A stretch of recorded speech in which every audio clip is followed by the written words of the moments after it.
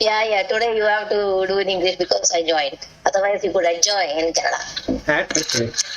Yesterday I was listening via this online. Right. So it then it appeared when I am listening. It appeared it's just a conversation between you and Bhatt. And Yeah, then I was wondering if Padmasree is there or not. Then I was okay. Normally it is like that only. So why should I feel it different? Yes. So Padmasree decided that she should remain silent. So yesterday I told her that I will make you speak. So let's see. And Bhatt was saying that I will not ask any question. Okay, that will be interesting. No, that will be very boring. Yesterday it was the dialogue between me and Vilas. Not yesterday, every day.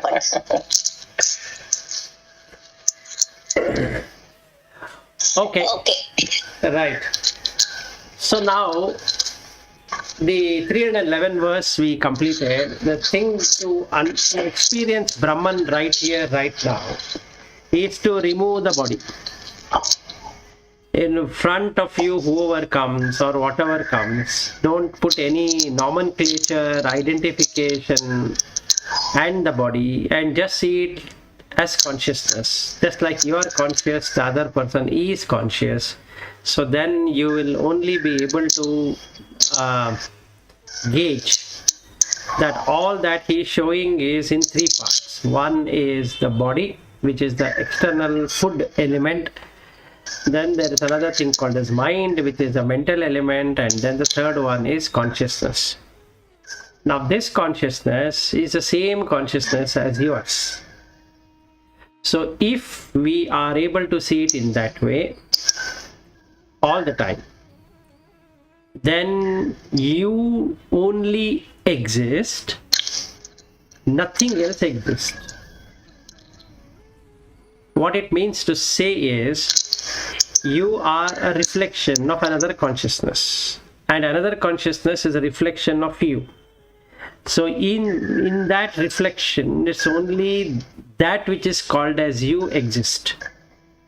So nothing else exists. So every reflection is calling itself as me and you.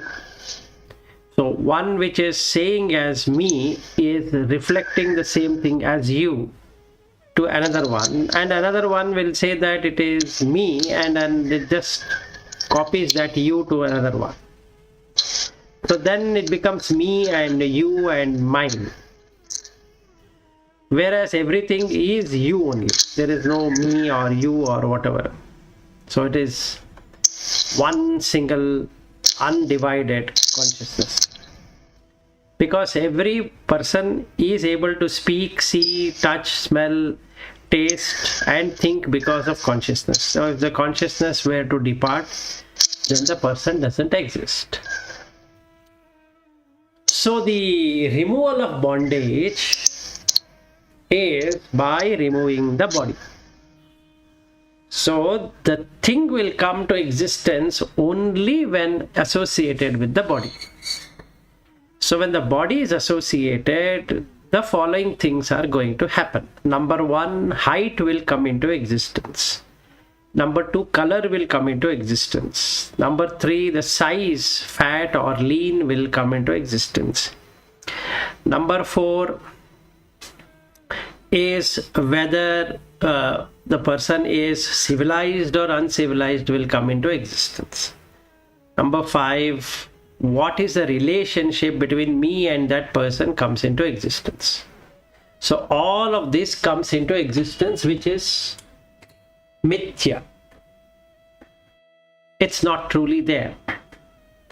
So the moment we remove the body completely from the mind, and how do you remove the body from the mind? You remove the body by observing that this body has come out of food, and the prana has come out of sustaining that food. Then the mind has come because of the body, the mind is there, and the intellect has come because of the mind, and the ananda or the blissful feeling, what I am getting is not because that I am doing anything to it, it is because things are working. So when anything that works makes me blissful. So all the 5 sheets are conditioned reality, they are not real, they are mithya. So the first aspect to remove, then the subtle removal of intellect, is to remove the body. If you remove the body, then the intellect also drops off, because intellect cannot work without the body. Identification can only happen if there is a body. So the practice here, what we need to do is to see everyone, including yourself, without a body. So if I stand in front of the mirror, even though the body is quite visible, I should not identify it as my body, because it is never my body. If it was my body, then I should have been in the same state from the time I have taken birth, which is not true. And hence, body can never be taken. Then the prana by now has diminished, so prana cannot be taken. Manas has gone different changes, different ways of looking, opinions, thoughts, emotions, all of these things have happened. So we can't take the manas also. And intellect is closely connected to manas, so the manas itself is not to be taken. The foolish intellect also need not be taken, because it is foolish, because it goes by whatever it sees in the mind and the body. It cannot think anything beyond mind and body. So the intellect also cannot be taken. And intellect is the what is called as the jivi. So that means the jivi can never be taken. So when we practice like that, the ananda is conditioned, that goes away, leading on to itself, which is consciousness. So the example I was giving yesterday was that when I went to that marriage hall, where in the dance program and so many things, so much of food, so much of dresses and this and that being there, who is wearing a dress? Did the body ask, please put on this dress? It will take whatever dress it is given to it. So dropping off the body consciousness gives a fantastic experience, because there is no person who is dancing, singing and all that, because it's only sound which is coming, there's only sight, there is only touch, there is only smell, there is only taste, whatever is the food is given, and there is thought. And in this thought, nothing exists, because the body itself doesn't exist, means that there is no need to have a thought. It's not that I am thinking, there is no I in thinking, and there is no I in seeing and tasting and touching and smelling. So in that way, the ego has not been there. So what does it do? Let's say the ego goes away. What does it do? It makes everything seen as one. So get into the ekagrata. That's literal oneness. Meaning at that moment, there is no wife and there is no husband, there is no child, there is no father, there is no mother, there is no this, there is no that. There is whatever Shankaracharya talks about, Nirvana Shataka, can be experienced right here, right now, without having to go anywhere and just watching it. Because there is no I in seeing, there is no I in hearing, there is no I in touching and tasting and smelling and thinking at all. So 312 verse talks about subduing of that effect. So karya pravardhanat bija pravriddhihi paridarshyate karya nashat bija nashah tasmat karyam nirodayet. So now it is dependent on cause and effect. So the marriage hall is filled with people. People is a vastu and it is a vishaya. So the moment the vishaya is formed, the seed will start bija pravardita. That means vriddhi, development of bija is going to happen.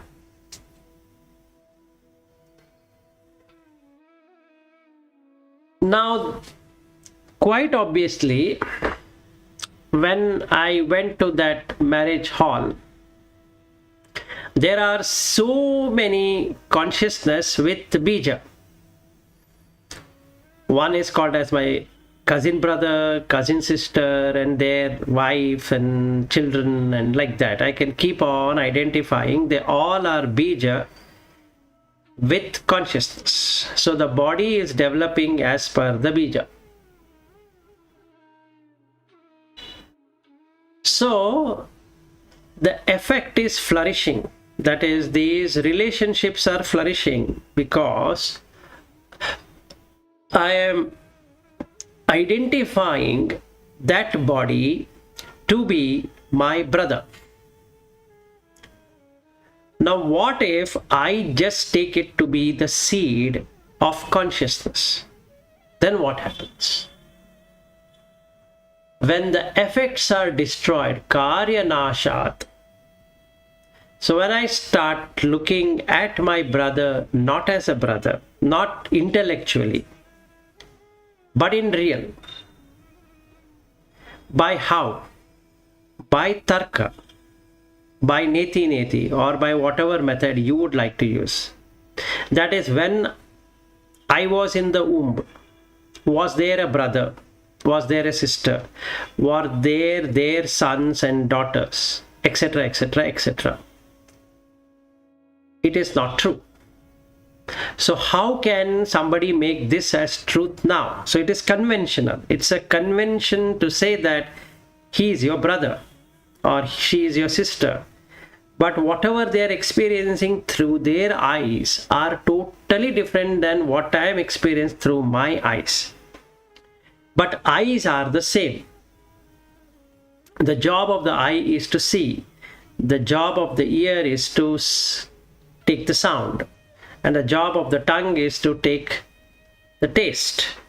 It's not my taste or his taste or whosoever taste. It is just the taste.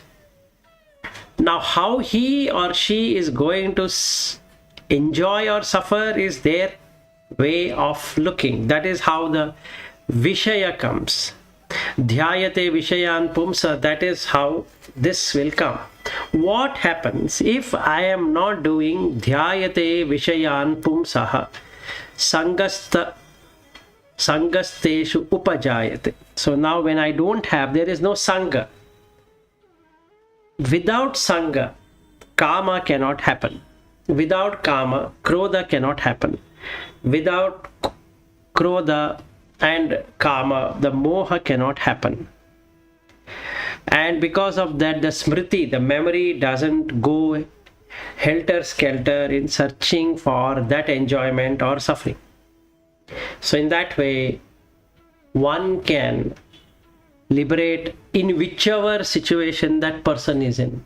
So bija nashaha, the seeds are also destroyed. And when the seed is destroyed, tasmat karyam nirodayet. So the effects also get subdued. There should be an individual for the karma to take place. If there is no such individual, then there is no karma. Whatever accumulated karma that person has done so far will not take any fruits because there is no person. So when we remove the individuality or personality from the whole equation, that I am seeing this marriage, and then comes whether they're doing it well or they're not doing it well, whether the food is good or the food is bad, whether the dressing was good or dressing was bad, or whether the dance was required and those singing was required or it was not required, whether the mehendi or whatever they were putting to their hand, is it required or not required, whether somebody should be spending so much of money on marriage or not. All these are tarka, unnecessary debates, which will only give you two options: one saying yes if I like it, one saying no if I don't like it. Only two things. Again, raga and dvesha is going to be there. What if I am not judgmental to anything and just watch? So what is that I am watching? The hands are going up because the consciousness is able to lift it up. The feet is going here and there because the consciousness is able to do that. The sound is coming because I am having an ear. There is an ear. Not only it is coming to me, it is coming to everyone. And the touch of the seat is not only happening to me, it is happening to everyone. And the lights which they have put there is seen by everyone. It's not that I am the only person, special person to see that.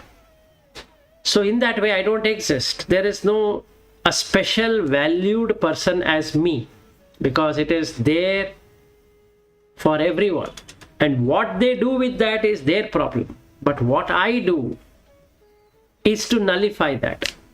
That means now I become just the seeing. There is no I in the seeing. There is no I in hearing. There is no I in touching. There is no I in thinking. There is no I in smelling. There is no I in tasting. If there is no I at all in any one of these, then the effects goes away. Effect of what? Individuality goes away, because the cause itself is not there. There can be anything that can affect. So the sound will not affect, the sight will not affect, the taste will not affect, the smell will not affect, the thoughts will not affect, and the touch will not affect. Because the indriyas have been removed from the sense object. So to begin our journey on liberation or attain that Brahma experience or Brahman experience through a sustained period of time, first we need to establish the 9 foundations what Shankara talks about, or the sadhana chatushtaya has to be completely mastered. Then you can yourself see that it literally disappears. The individuality literally disappears. And then what happens? He talks in 313 verse. Vasana vridditaha karyam karya vriddhaya cha vasana vardhate sarvatha pumsaha samsaraha na nivartate. Increase in vasana creates increase in effects, and increase in effect causes increase in vasana. The two keeps on feeding each other. Thus the so-called individuality's transmigration never comes to an end. The samsara doesn't end, because I always take myself to be an individual. I am because I am. I am suffering, and the suffering is created because of the vasana, and the suffering creates more vasana, and vasana creates more suffering. I am enjoying and the vasana is enjoying, so the vasana creates more enjoyment, and then the enjoyment creates more vasana, and vasana then creates good room for karma. So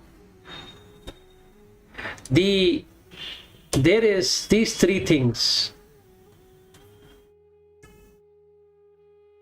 What are these 3 things? Is that one is the ego itself.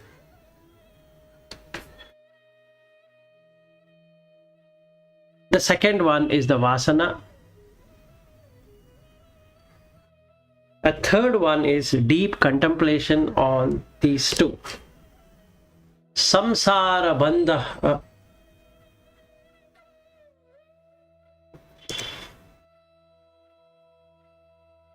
Vichityai tad dvayam pradahyedyatihi vasana vridhiretabhyam chintaya kriyaya bahihi.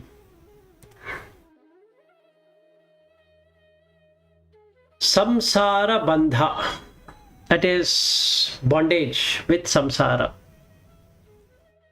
Vichityaihi, moving from one to another. Tadvayam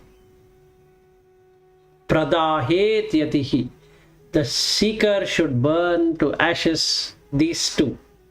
Vasana vriddhihi etabhyam, which leads to increase in vasana, that these two are chintaya kriyaya bahihi. Number one is thinking deeply of sense objects. Second one is external action that are driven by ego. So if we were to cut off the body, immediately there is nothing to be enjoyed or suffered at all, because there are no sense objects. The moment there are no sense object, the vasana stops. And when the vasana stops, there is no person to enjoy or suffer, and hence there is no ego. So vasana equals internal deep thoughts about something. Now, what is that about something? The first thing will come is quest for earning, even though you can earn without thinking about it. Second one is to taste different food, different kind of environment. Third one is to see many locations, many places, many type of dresses and this and that. And the fourth one is to hear many things. Fifth one is to taste many things. Sixth one is to touch many things. Seventh one is to smell many things. Like that, the list goes on. And again in combinations. So it is never ending. The five senses plus the five sense objects keep on attracting to each other all the time. And when it attracts, it creates the body. And when the body is created, the mind is also created then and there, and the intellect is also created then and there. But I have got nothing to do with the body or to the mind or to the intellect or to anything at all. I have no interest in any one of those. So without that body feeling, there can't be any externalization of actions. If there is no externalization of actions, then the ego is completely diminished. It's not there. Like you go and sit, you just sit, that's all. There's nothing like I am sitting, you just sit. Now the time comes for you to return back home, you return back. Now the question comes, are you not entering your home? If the mind has identity of my home, yes. If there is no identity as my home, that possession orientation is not there. Even though glaringly it is that person's home only. So what's the difference between the earlier state of consciousness and the new state of consciousness? In the earlier state of consciousness, the I was there, which showed that I am the owner of this property. Now, if we were to use his pure intellect, he would see that he is not owner of any property except for the paper. Now we can argue both sides. So this tarka need not be there. If it goes into tarka or debate, then the body consciousness comes. And when the body consciousness comes, it creates vasanas. And when the vasana gets created, it creates 5 senses deep thinking. And when this body plus the 5 senses are created with collecting the 5 sense objects, then the intellect, the buddhi, that is manas and the buddhi and the manas opens up. And when it opens up, it brings itself with its closest friend, ego. So now that tarka, the debate will go in 2 sides. One side with dvesha, one side with raga, because the debate has to be one. So this problem can never be addressed. So if a person were to drop everything and sit, then he can see that everything is just coming and going. It's a momentarily coming and going. There is no real ego there. And when there is no ego there, then there is no manas there. If there is no manas and ego, then there is no buddhi. So all that, whatever was, the vasanas will get burnt. And when the vasanas are burnt, also this thinking on sense objects also get burnt. So these two will get burnt. Tadvayam pradahet yatihi. The yati should burn these two to ashes. So when that happens, what happens then? 315th verse says that Tabhyam pravardamana sa sute sam sriti matmanah trayanam cha kshayopayah sarva vastasu sarvada. Tabhyam pravardhamana sa, augmented by these two.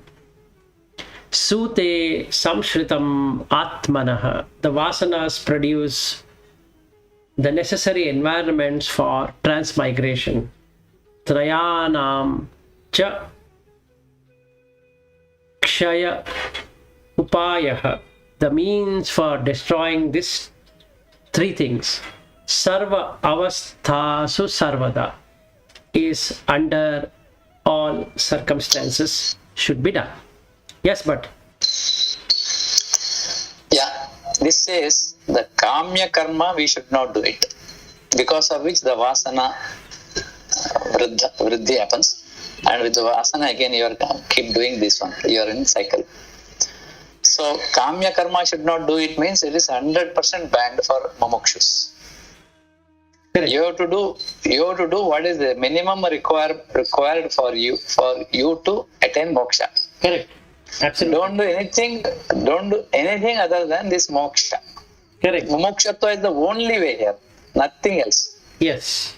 So now the question, go ahead. And we are also discussing, still we can continue to be in office, we can continue to be at home, we can continue to keep doing our work. Correct. For anything, there's a limit. I can keep continuing in office, for years and years together.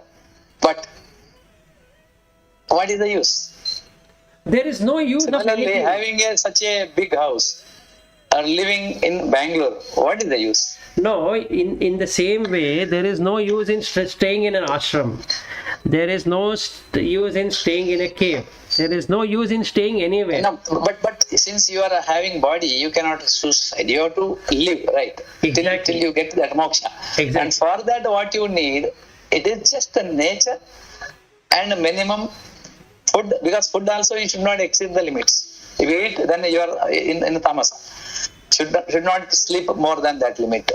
So should not wear clothes also more than what is really required to protect yourself. Absolutely. If you have too much cold, yes, protect. That's it. That's allowed. And whatever we do now here is completely opposite direction. Even though we say for ourselves, I am doing only for the purpose of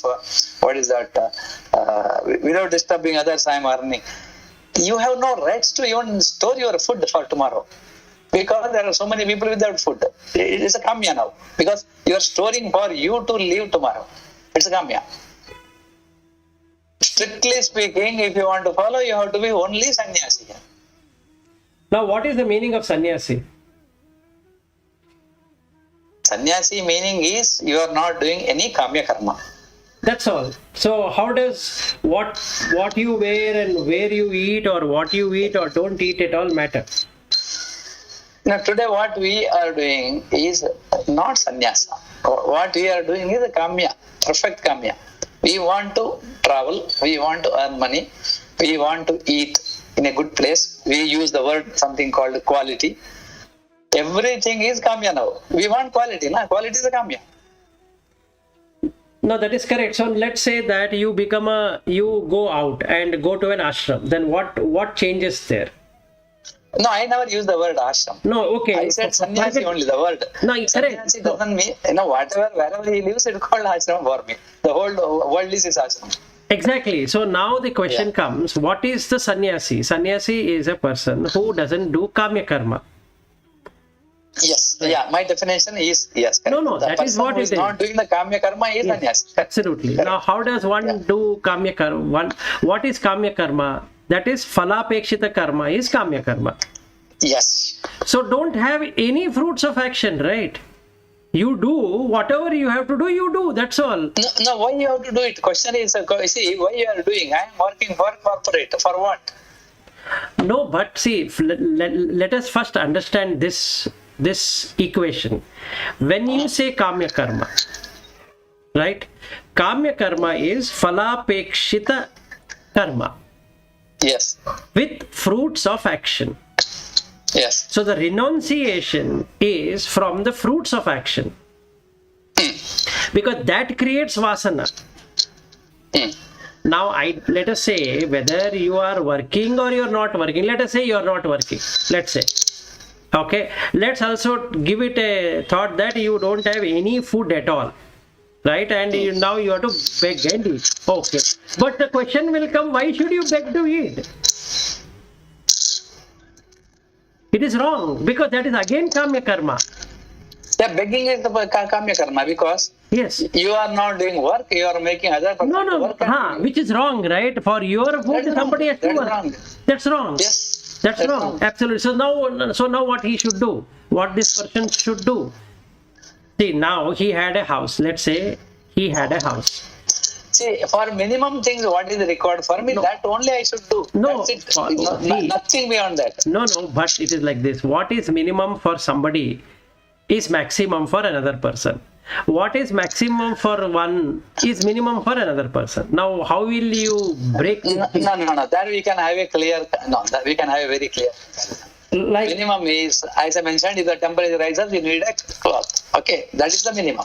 Right, the same thing, nothing maximum for other people, because that is what is required. No, work. No. If other person doesn't have, I can work and give him. It's my duty. No, wait for a second. Because of any issues, other person doesn't have, then his health is not good. Then it's my duty to go and give him. That's it.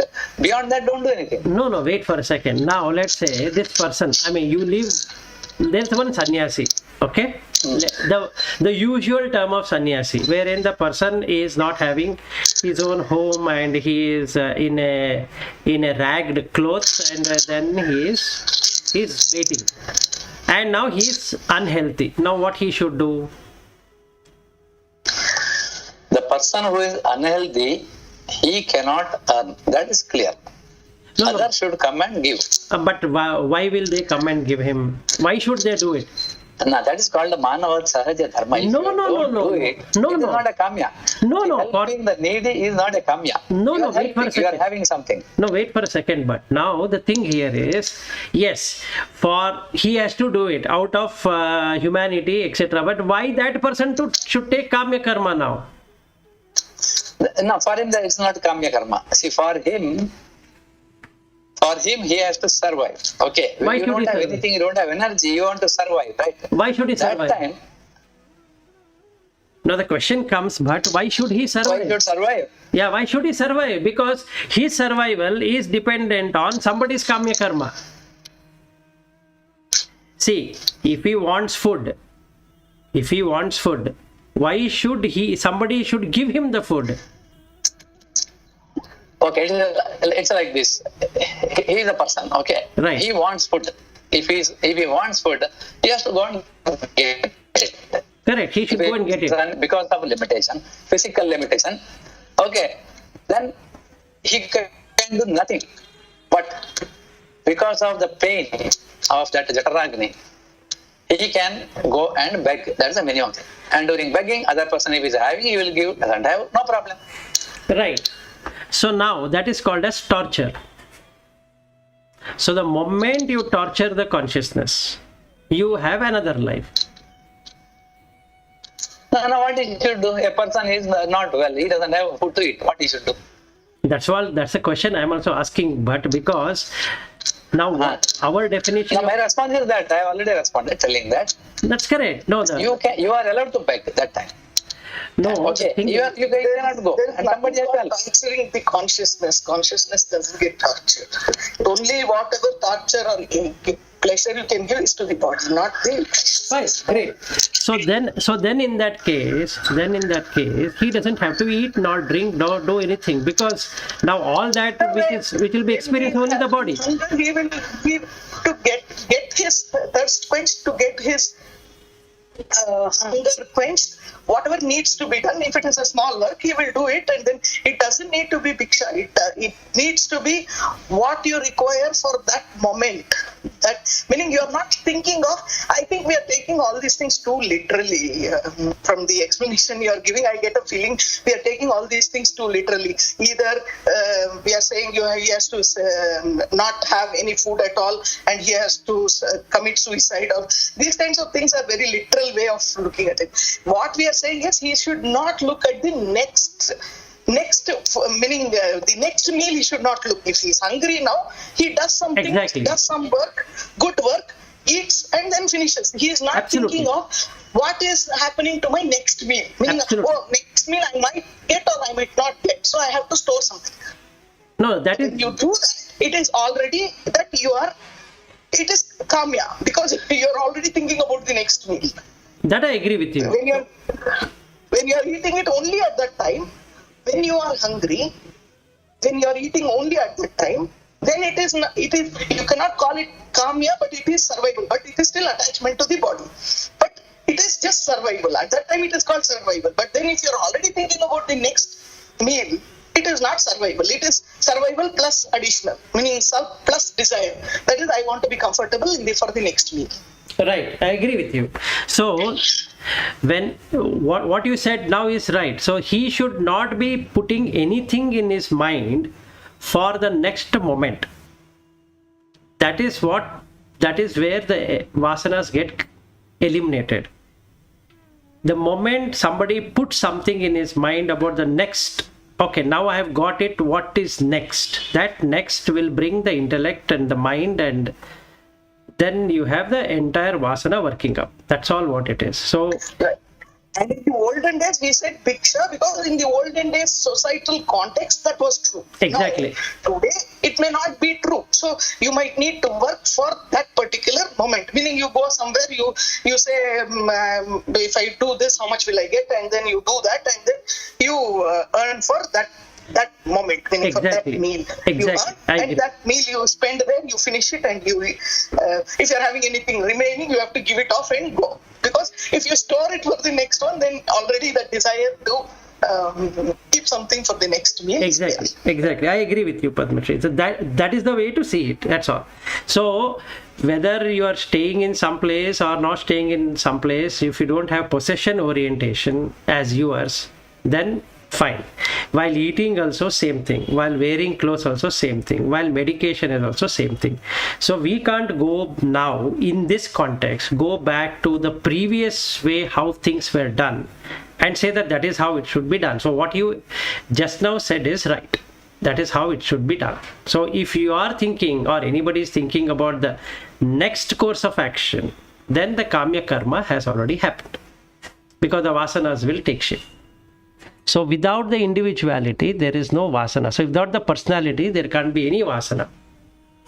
So if we can leave the body identification, that will remove the relationship identification, and the relationship identification is not there. Slowly all of them will recede, meaning all the vasanas will recede because there is no karma, because the vasanas will get burnt out.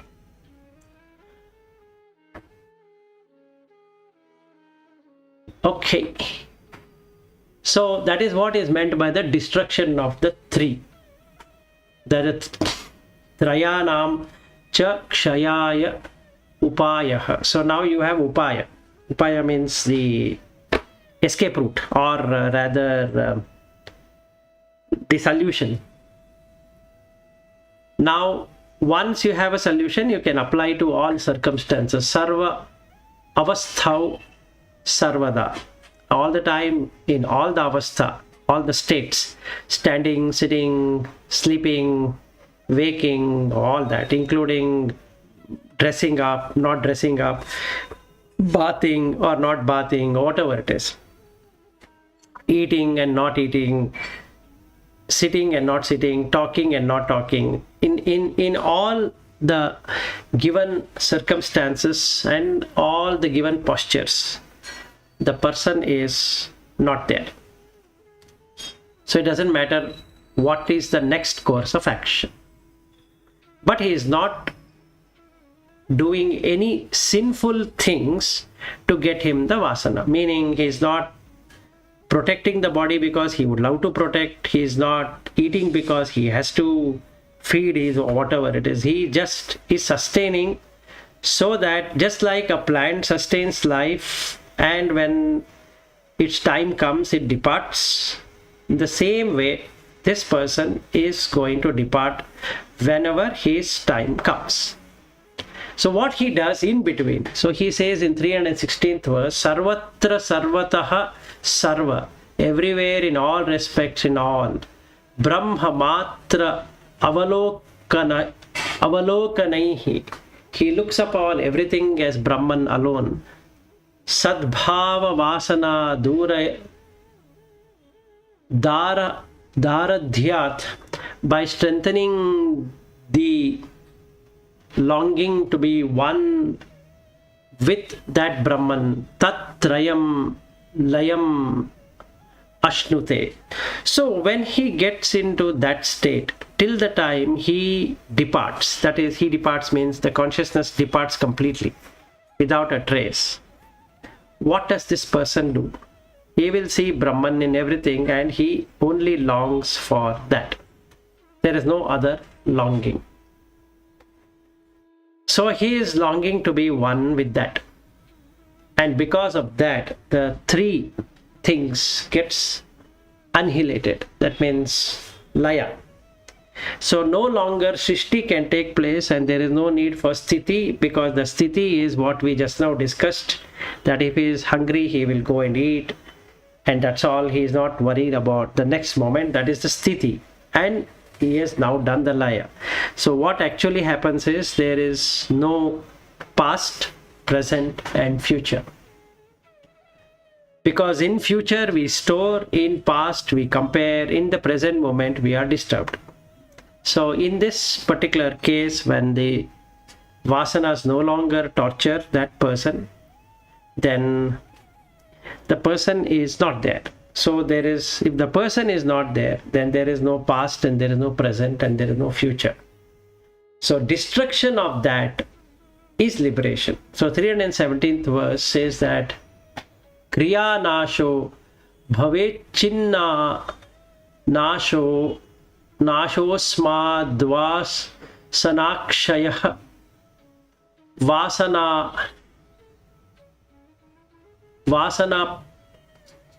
prakshayo moksha sa jivan mukti rishyate. When the egoistic action end, and the thinking also ends, there is no longer thinking of senses attaching to the sense objects, and then follows the destruction of the vasanas, and the destruction of vasana itself is liberation, and that is achievable during one's lifetime itself. Saha jivan muktihi ishyate. So he doesn't have to die because he is already dead. The I in the person is already dead. So there is no longer any I. So with that being there, the person is completely liberated.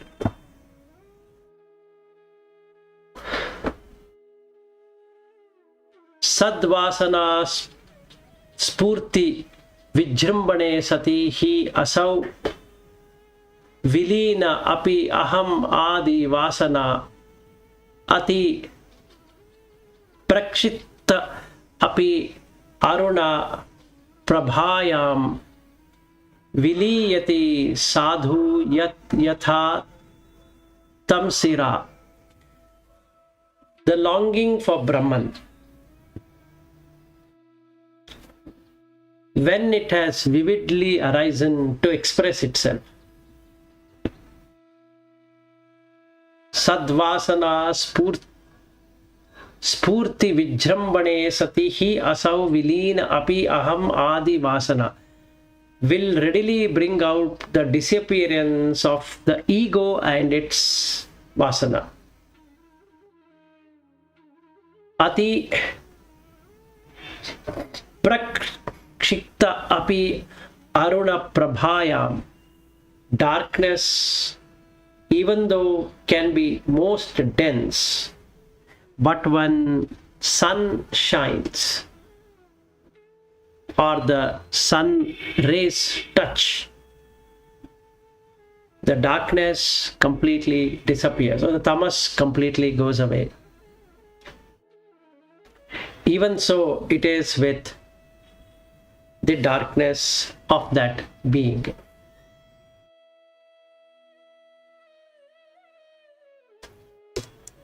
The last verse in this is tamaha karyam anarthajalam na drishyate sati udite dineshe tataha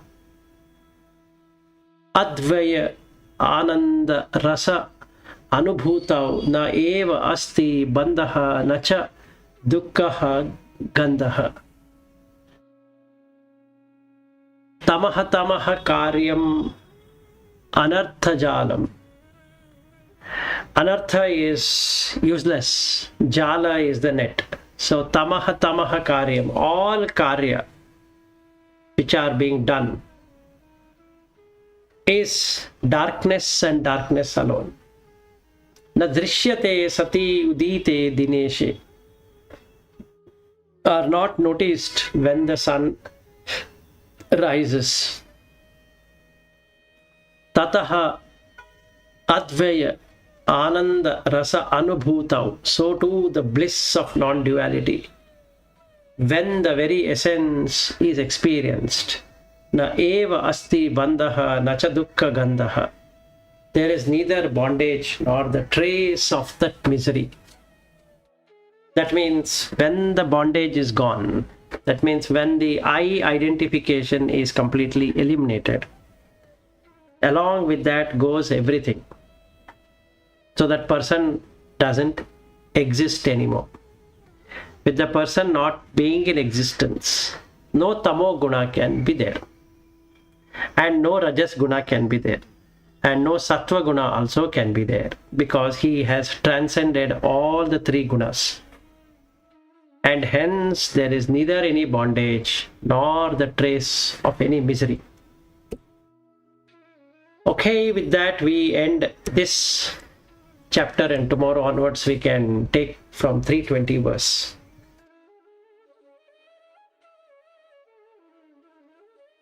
Anything we want to discuss, or we can end?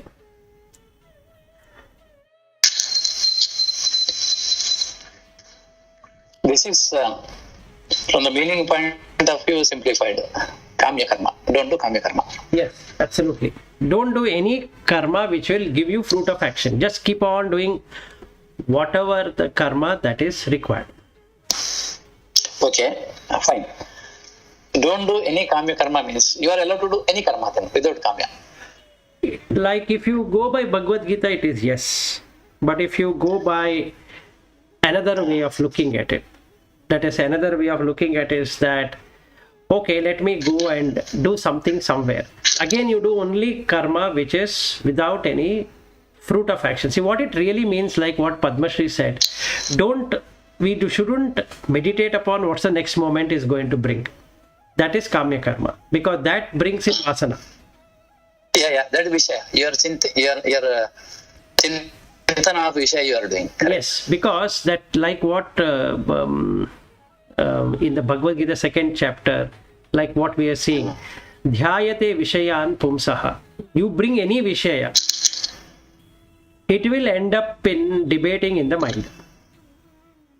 You bring any vishaya, it's going to bring in the kamya karma itself.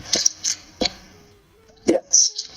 And then what happens? Sangasteshu upajayate. So now that sangha, that joining or that meeting or being part of it, right? So that brings in the experience. That is, I am experiencing something now.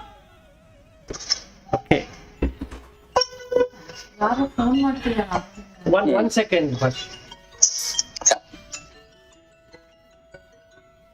hello.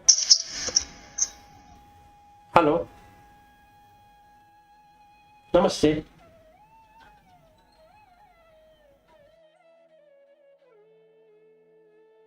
Ha.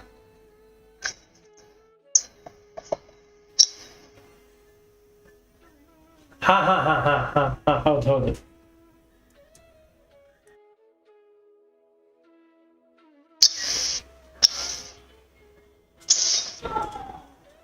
ಮಾಡ್ಬೋದು, ತೊಂದರೆ ಇಲ್ಲ. ಈ ಶನಿವಾರ ಎಷ್ಟು ಗಂಟೆಗೆ?